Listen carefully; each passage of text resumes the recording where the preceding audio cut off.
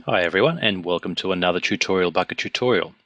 What we're going to look at in this tutorial is how to create what's called a tilt shift focus effect.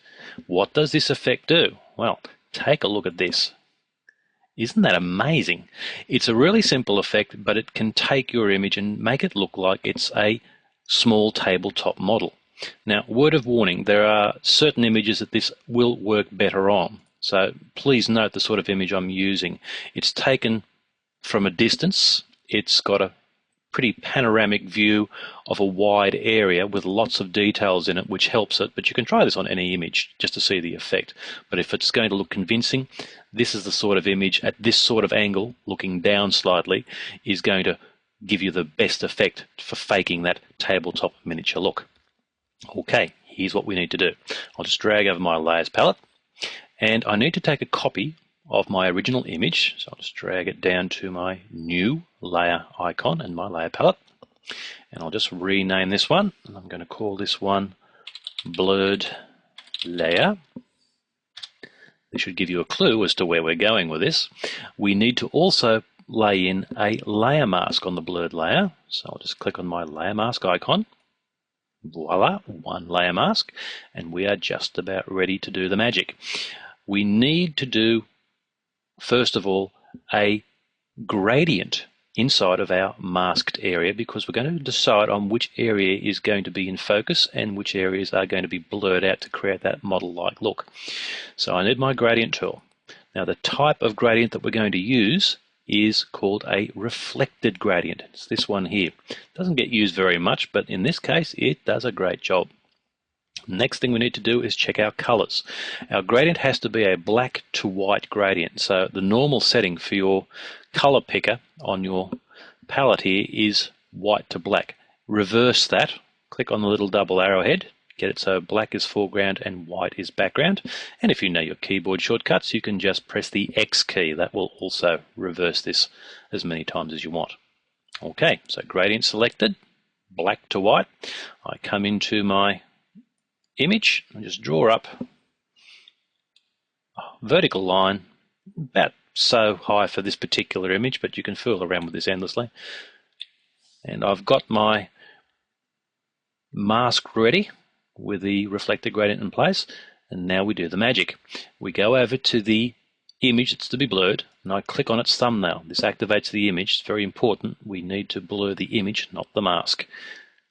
Go to the filter menu, and from the blur menu I'm going to choose lens blur. You can use Gaussian blur if you're not using CS3 or CS4, but lens blur does give a slightly nicer effect, but Gaussian blur will do the trick as well. I'll just open up lens blur, and we can see the lens blur interface, and it shows the entire thing blurred out and looking pretty unusable. Now here's why I like using the lens blur instead of Gaussian blur. You can use this option called depth map, and I just want to use the existing layer mask that we put in place to form the basis of the depth map. Now the depth map is going to control the focus areas. Now it starts to make a little bit more sense. If I increase the radius, this effectively increases the amount of blur, so it can be quite extreme. But I'd keep it somewhere around about between 15 and 25. That generally does the job. But evaluate this yourself. I'll exaggerate this a little bit just for the sake of fun, and also for you YouTube viewers who are watching already very blurry video. This will make the difference between the two seem quite clear. But as I said, you can use a straight Gaussian blur and it will give you an effect that is almost as good. And we say OK. Just drag that down so you can see it. OK. And there's the effect in place. I'll just turn this off for a second. Not bad at all. It's quite an impressive effect, but it might need some fine tuning. Now the fine tuning for this is very simple. Just bring back my layers palette, and it's on the mask layer. If you find that the blurring doesn't look quite right, or it doesn't seem to balance out correctly, you might just simply need to balance out the masking area, and you can do that with the gradient tool again. So I'll just draw a slightly bigger one, slightly a little bigger reflected gradient. That gives a little bit more of the area in focus. If you need it tighter, just make it shorter, and you narrow it up. So you can do this according to taste until you find the right balance between focus and blur.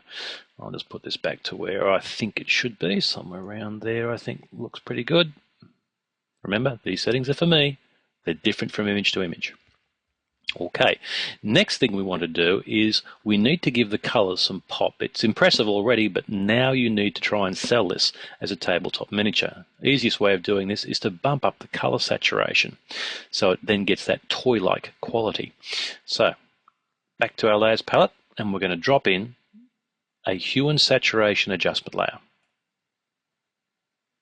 And from the hue and saturation adjustment layer, I'll just bring in my settings for it so you can see the settings.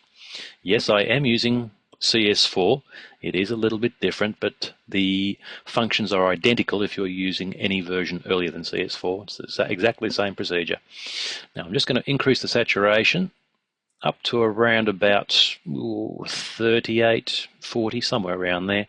Again, judge this on the image. Don't just take my settings. Look at the image. You want the color saturation to be up as pretty much as high as you can get so that the colors start looking very, very artificial and more like a toy. And I think that looks pretty good. So I'll go along with those. I reckon that's a pretty good setting. Just pull this one out here. Take away my layers palette. And there is the finished product.